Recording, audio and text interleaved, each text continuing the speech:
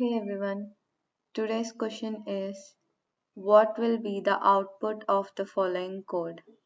Here, num is a variable which is assigned by a list of integers. There are 7 integers and another variable named sliced underscore num which is assigned by slicing operation in Python.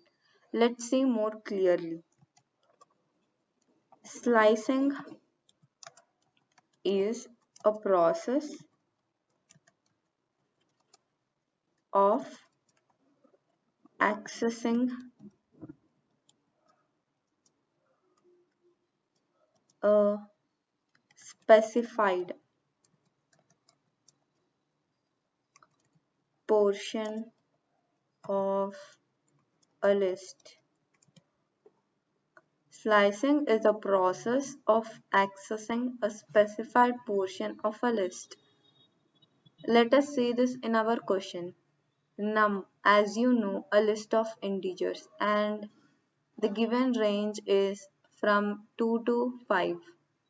Means here the final list which is stored in sliced underscore num is nothing but the integers which are in the list num at indexes 2, 3, 4.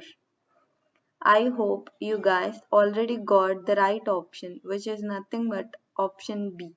Thank you.